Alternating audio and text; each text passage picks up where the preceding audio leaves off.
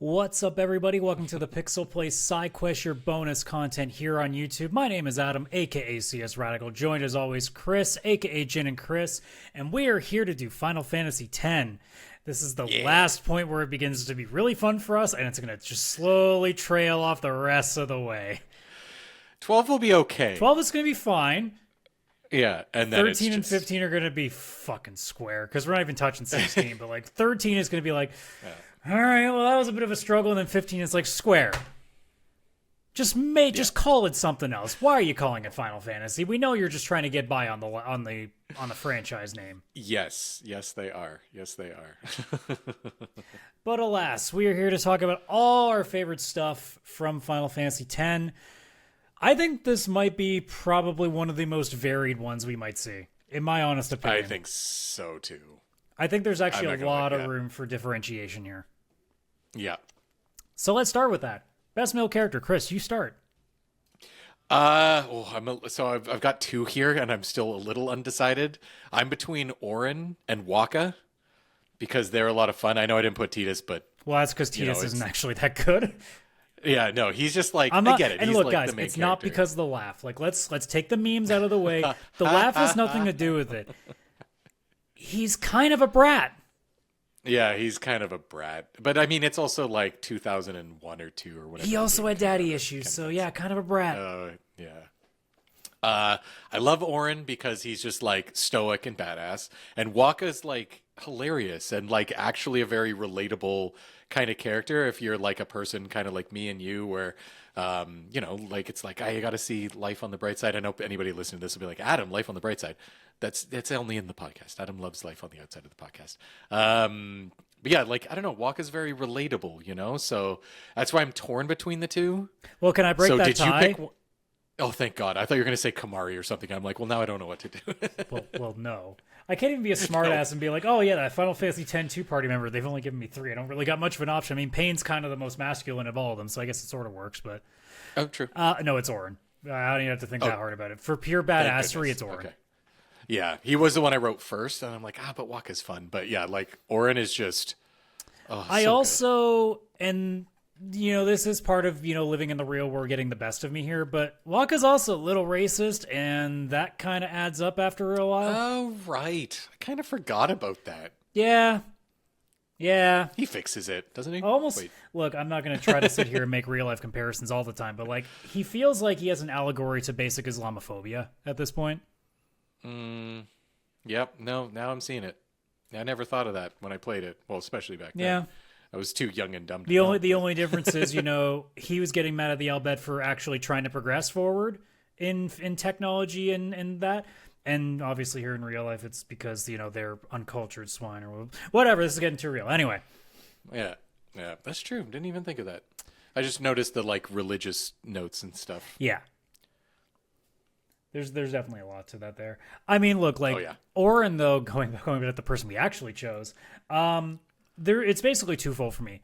Badass, and honestly the best voice actor in the entire show, in my opinion. His voice actor is so good. People say, well, the best overall performances are different people. Sure, I'm sure you can make a case for Hedy Barres' Yuna, but like Auron is the one that stands out the most because every word that comes out of his mouth you actually listen to.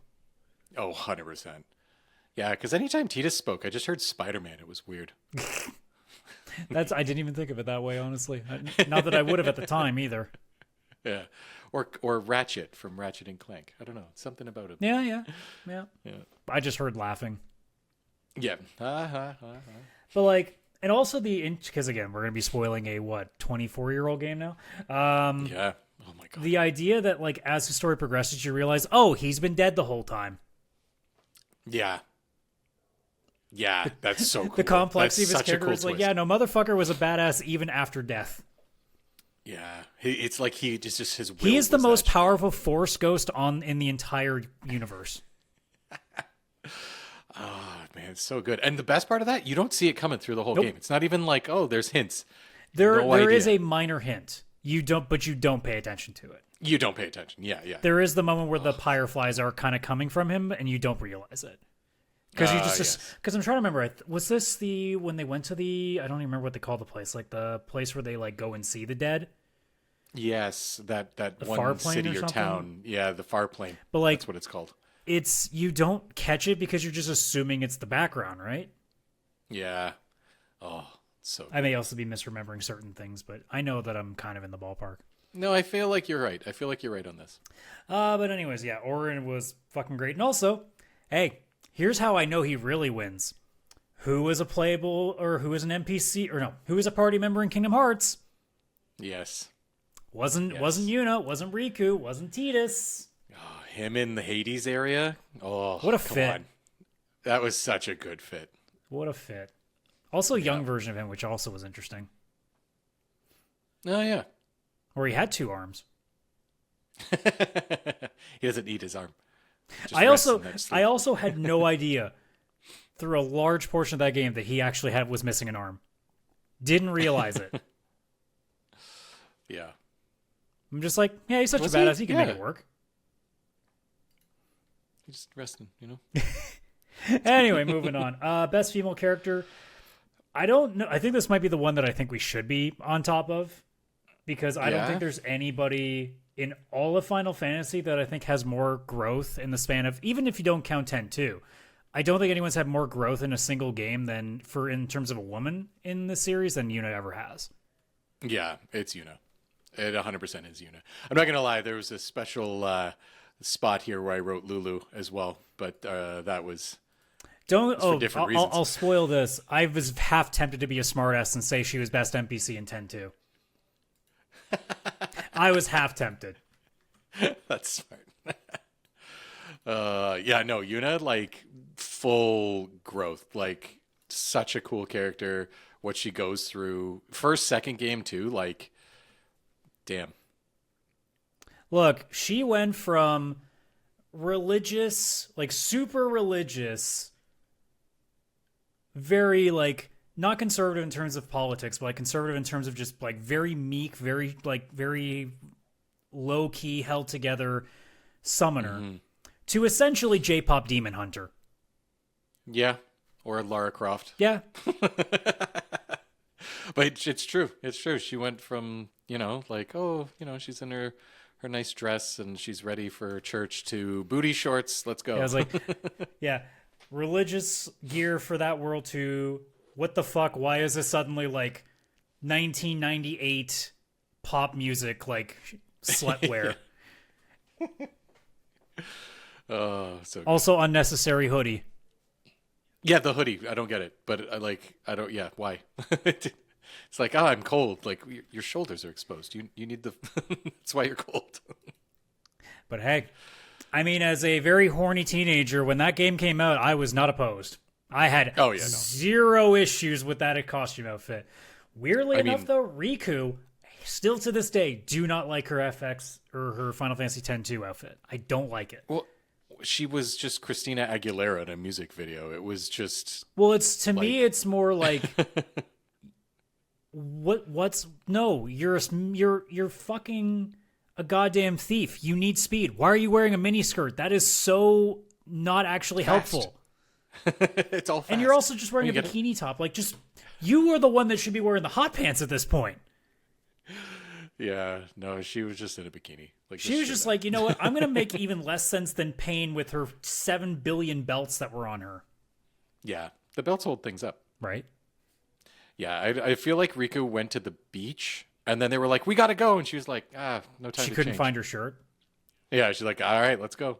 I'll just leave my stuff It's here." like that like classic like she must have had like toast in her mouth as she was trying to get dressed because she was late for school. It's 100% that. Oh my Oh. All right. This is, I think, is a coin flip because it really depends on what you're in for. Best villain, Chris, I'll let you lead. Yu Yevon.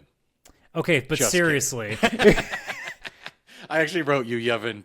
lol JK. Yeah, this is tough because I'm between Jet and Seymour, That is the coin obviously. flip, yes. Yeah, that's the coin flip. And I mean, I think the whole Jet and Tidus dynamic, father and son, all of that kind of stuff, like it hits really, really hard in the game. And it almost feels like he should be a sure winner. But then you have Seymour, and Seymour is just scary badass. Like he's actually really cool. He's got a little bit of the Sephiroth vibe, you know, same kind of idea. but like more political and like his like connive, like I don't know, like he was such a cool boss where it's like he's tricking the world and that he might actually be its savior. It might be its good guy, but really he's not. No, don't go with Seymour. Don't do it. So this one's tough because it's another one where I wrote my two answers and it's like, oh, I don't know. A part of me wants to go Seymour just because throughout the whole game he is just this force that's there and you kind of know he's evil and everything. But I could go either way. I can't lie. Well, my tiebreaker is Seymour for one simple reason. Super good dialogue and voice acting. Oh yeah, his dialogue and voice Jecht acting is was fine. actually good. Seymour just nails the, no, I don't really care about anybody. I'm going to fuck this planet. Yeah. Oh yeah. God, he's just such a cool character. I loved him. Loved him as a villain. Yeah, I mean, obviously, like, he is a boss that comes up 4 times, so you do have to also make note of that. Yep. But again, motherfucker essentially trying to destroy the whole planet, but also take your love interest away. That is double duty. Yeah. Oh. God, I love that. But yeah, I mean, Jecht, I guess the only tiebreak that really made it easy for me to not select Jecht is I don't think Jecht necessarily is a great villain. His becoming a villain is the more interesting thing. That's true. That is very true. But as a villain, I think he's kind of hit or miss. The fact that they also used him in Dissidia kind of told me, like, well, he's the final boss essentially, so you gotta. He's one of those ones that I'm like, you probably should have used Seymour. Would have made more sense. They should have just used you, Yevon. They could have used anything else. I mean, even Sin, I guess, overall is the better villain in the end of the day. Sin is very cool. I do love the concept of Sin. Yeah. NPC. This was the hardest one, actually. I didn't realize, like, NPCs in 10, there's a lot of them, but none of them are prominent. No, they aren't. Yeah. There's a lot of them, and a lot of them are good. But yeah, for them being prominent, it's not like other Final Fantasies where you keep returning. There's no, like, obvious standout here. Yeah. I would agree. I went with 2, and if you have one that breaks that tie, I guess we can use that. Because the 2 that came to mind for me was Donna. Yes. Because in terms of your summoner journey, she's probably the one that has the most interaction with you. Mm-hmm. And no, guys, it has nothing to do with her wearing a thong. No, don't worry about that part. The other one to me is Sid. Because Sid is essentially Final Fantasy VII Sid who lost his hair. It's actually true.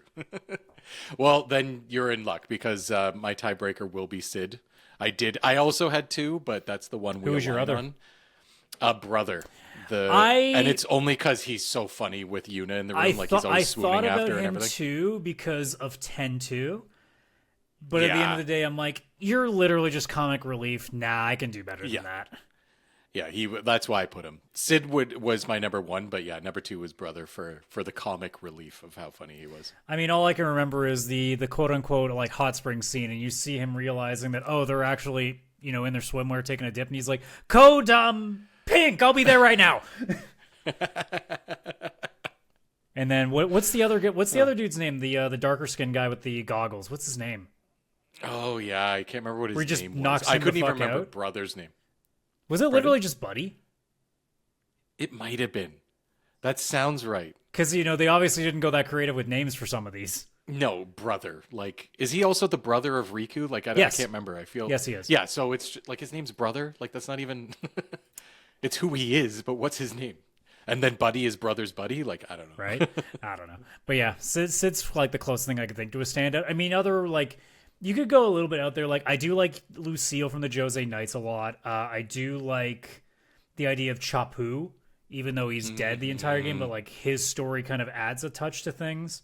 Yeah. And even like, oh my God, what's the two Ronso that make fun of Kamari just because their dialogue is always hilarious. Oh, I saw them when I was looking at NPCs because I want to remember Brother's name. And I saw them. I can't actually remember. Even Seymour's handler. I'm also forgetting his name, but like even he, like there's some decent ones that like have their moments. I forgot about him. Yeah, I loved the two Ronso because they were just like, ooh, little Kamari. And it's like, Kamari's huge, but then they're like massive. It's like, geez. Yeah, there's so many good NPCs in this one. All right. But again, lots of voice. This is like the first voice acting Yeah. Final Fantasy and stuff. So they can really. And there were definitely some like actually like pretty good parts that have actually withstood the test of time a little bit. Because back then things were a little rough still. Yeah. Best summon. I feel like we're going to be on par with this one because the design for one of them in particular is pretty crazy for what we normally see with summons. Okay. Because I went with might Anima. Be aligned. Oh, I went with Anima too. Okay. All right, perfect. How could you not? It's just like, what is that? It's terrifying. It's terrifying. And it's like you get to summon it, you get to fight it. There's so many things. Oh, it's so good. And it's like the top half is this thing that's all tied up, but then kind of when you go to the lower half, it's also a thing down there. Like, what the fuck? It's one of those specific ones that I'm like, I cannot believe that this got through without a rating changing. Like I thought, like, oh, this is the kind of thing that actually, like, no, this is gonna scare the kids. We can't have this as a T rating, even. Yeah. But like, yeah, I do remember seeing it and thinking, like, wow, that is. Well, it was more the idea too that like you were originally led to believe that's Seymour's Aeon and that's it. Yeah. You were led to believe that no other Aeons come through until you realize, oh wait, you just collect the same ones like their Pokemon at each shrine. But the second you realize you can get him too, you're like, holy shit. Because like there's other ones, like there's the Magus Sisters, there's Yojimbo, like there's your classics, like Shiva's really cool in this one. Bahamut's pretty cool. I do have a soft spot for Valifor as well. Oh yeah, you got But to. Anima is just, in my opinion, the coolest summon design they've ever had. Honestly, I would agree with you. I don't think they've had one since. They definitely didn't have one before, which I guess you can kind of relate to this being a first PS2 game, so they could really push the graphics. But I mean, we're at PS5 now, and no summon has been this cool. Mm-hmm. Like no, this is the coolest one. Speaking of this cool, are we in agreement on the best overall song because of how fucking cool that song is? Which one? Otherworld? I have Otherworld as the best fight song. Is it actually used as a fight song? Isn't it the song that plays as you're fighting Jet near the end? That's why I put it there. If I'm wrong, know what? It might be, and I've just forgotten that. Yeah, that's why I put it there. But I don't even know. I was going to say, because my best fight song, just to kind of, because we're going to start grouping both of them, I had Battle with Seymour. Oh, Battle with Seymour is so good. That would 100% win out if Otherworld isn't a fight song. I'm great putting Otherworld in the best overall. What's your best overall? Just so we have that there.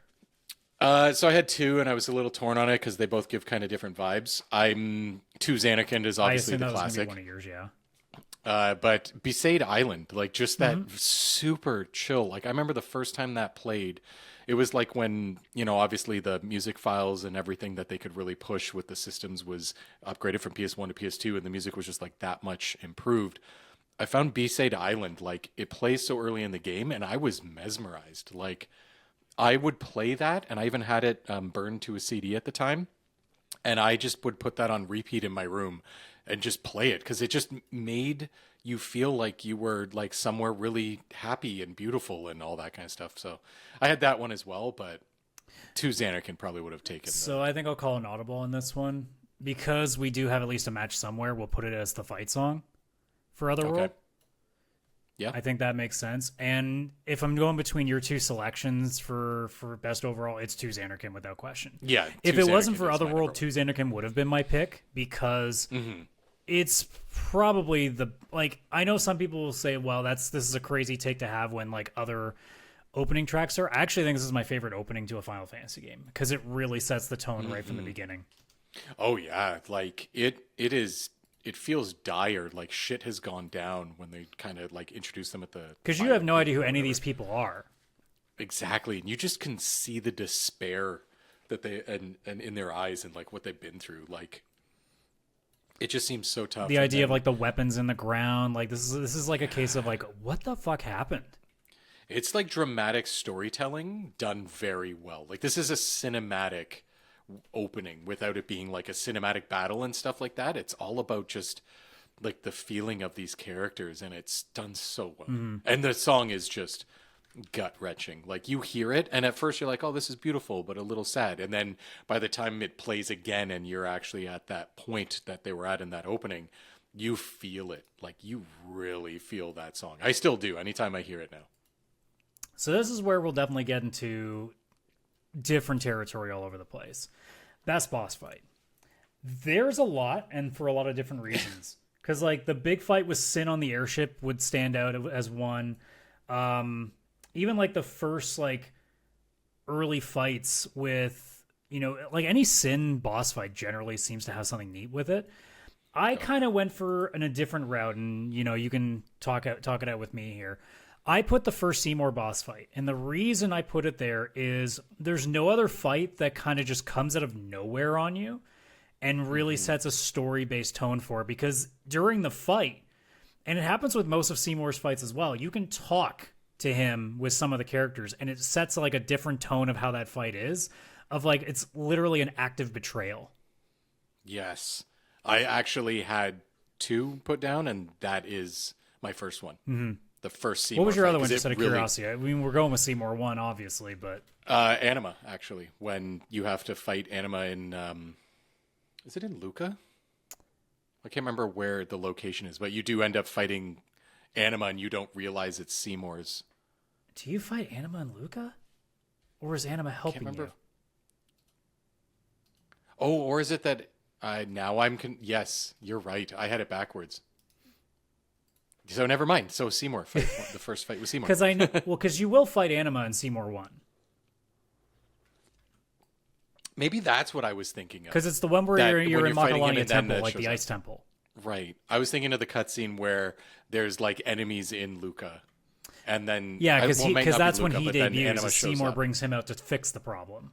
Yes, that's what I was thinking. I was combining these two things. So in a weird way, my 2 answers are actually the same fight. The alternative for me would have been Seymour 3, which is when you're in you're at Bavel, when you realize after I think it's after Keenock is killed.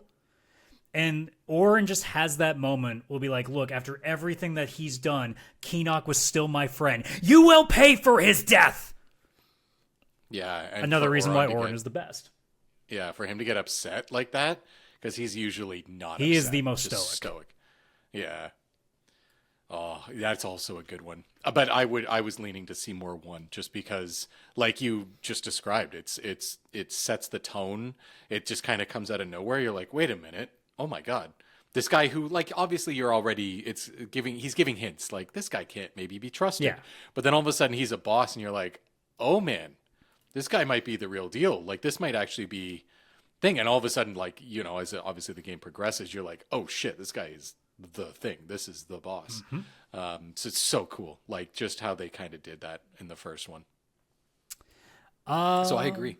So that leaves 2, and this is where I think it could get interesting, because Dungeon's the weird one, because I don't even know what you consider a dungeon in this game, so that was a strange thing to go around. But Best Town and City, I didn't think too hard about this one, because I realized, I'm like, yeah, there's so many options. But at the end of the day, Xanarkin looks so goddamn cool. Yeah, it is. Now, Chris, you're the big Star Wars fan. Tell me it doesn't look a lot like Coruscant. It does. Oh, 100%. It is Coruscant. It is. Star Wars and Final Fantasy have always been kind of connected. There's a lot of references. We haven't got to 12 yet, though, Chris. What are you talking about? I mean, even from the first one. Even Final Fantasy 1, the instruction booklet had them named Luke, Leia, Han, and something else. Like, they were named after Star Wars. You got Biggs and Wedge in the games. There's so many references. But this one feels like almost too on point, because like the new trilogy just came out, and then all of a sudden you've got this game, and it like looks a lot like Coruscant. Because look, there are some other cool locations. Like Luca is fucking unreal. That was my number 2. Besaid my number is 1 like was Anakin, chill as shit. But like Xanarkin just, you know, and even the ruins look sick as it is, but like when you see it in the very beginning of the game what it actually is, like it's amazing. Yeah. And it's got the prelude, like the crystal theme, the prelude theme from Final Fantasy, but it's playing as this like upbeat track that's just playing in the city. It's so good. It's like, now that's how you introduce the Final Fantasy theme, but make it different. Yeah. And it's the idea too of you being like, if you have no idea about the game, you didn't do that much research into playing it, you're going in there being like, oh, cool, they've gone back to like this sort of sci-fi feel after what 5 was, or not 5, 9 was, and then the game goes yoink, nope. All of a sudden it's like, wait a minute, what the fuck is happening? Why is everything dying? Where am I going? Who's this guy with this one arm and a sword? That's one of those places. Sin, I like, even remember right at one point, if somebody said if there was one place you could live from a video game, what would it be? And that was the one that always came to mind. Without taking out of account that it's going to blow up at any point, but yeah, maybe like 200 years before that happened. Just in stay a perfect safe. world where nothing changes, because I just want to see Blitzball, man. Oh yeah, I'm still waiting for my Blitzball game, Square. Yeah, that, like, how have they not had a triple triad and a Blitzball game? Just 2 standalones, and they would make bank. They would sell so many copies of those, and they'd all be me and you. The Blitzball game would buy be it dog like 20 shit, and I'd times. still play it. Yeah, Blitzball is a little rough now, but I still heck don't yeah. care. I don't care what anybody Yeah. says. That game was fantastic. 100%. It was very boring and easy to break, but that's why I liked it back then. Yeah, the first time I played the game, I did not break it, and then all of a sudden I figured it out on my second playthrough, and man, did I break it. It was like I would get the ball and I was able to just shoot Just from get any the guy spot. with max carry, go to the corner, wait for all the defenders to come at you, and be like, okay, go to pass the ball. Titus is wide open, sphere shot, boom, done. Yeah, so good. Yeah, I'd win like 20-0. Yep. It was so good. Last but not least, and I think this is where this could be the most interesting, best dungeon, because there are dungeons. Mm-hmm. Most of them are puzzles if you really want to be technical with the shrines. Yeah. But I don't know how you decided to go about it. I honestly just took like any area that has enemies. Yeah. Because it was not the easiest thing to kind of pull up, because I'm like, I don't even know if, like, the closest thing I can think of to like dungeons is like Inside Sin and like the Via Purifico. Yeah. And I didn't like either of them. Yeah. So Yeah, no, I'm not a huge fan of those ones. I went for the one that I thought was just the coolest gimmick, and I went with the Thunder Plains. Yes. Thank you. That's what I put too. Nice. Yeah, I was like, I hope this is a dungeon. That was my worry. I'm like, it's a dungeon. It's also just like a place you traverse, but like this isn't a typical Final Fantasy. It's like you go from dungeon to dungeon almost. Yeah, so I'm not even gonna get a picture of it, because as the biggest Final Fantasy nerd and Riku fan, this is the actual shot of the Thunder Plains. That's all you need to know. when she's afraid. Yeah, she's like, oh no, we're here. Yeah. Oh, that's so funny. Yeah, Thunder Plains is such a cool thing, and I remember We don't talk about how you get the ultimate weapon from that area, though. I've only ever done it once, and it was on PC.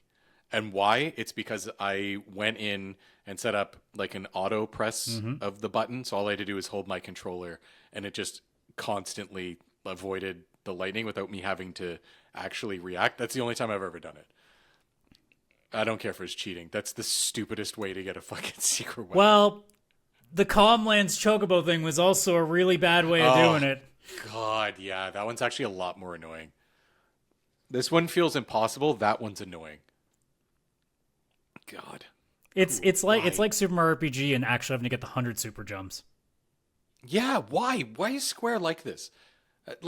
Actually, I'd still take that version of Square over current Square, but like, why? That is true. They were at least making good games then.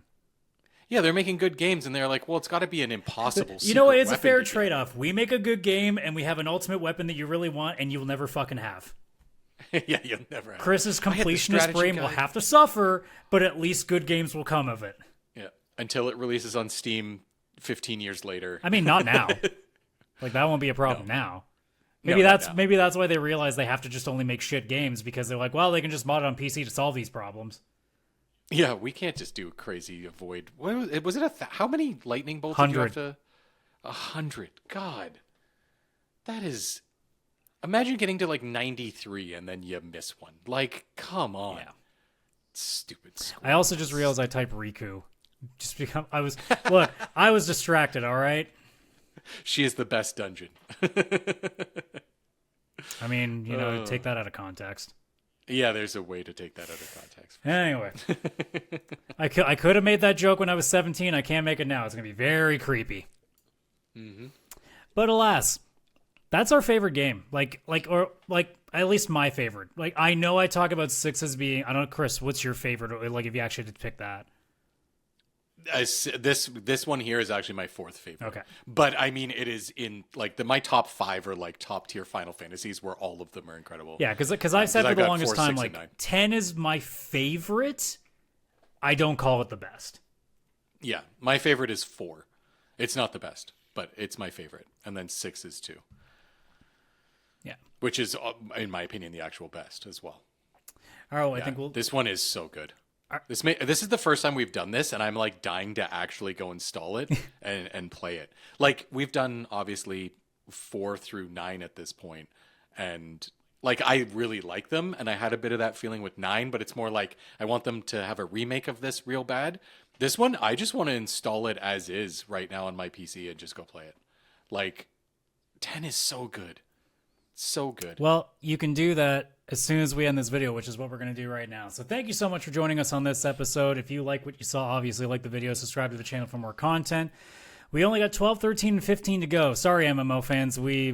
I don't play them.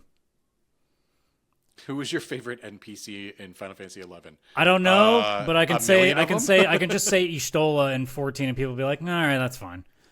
No, that actually is the correct answer, though. But anyways, that's going to do it, guys. We'll see you next week when we are near the end. So we're now slowly progressing to the worst parts of it. But anyways, take care. Bye-bye for now.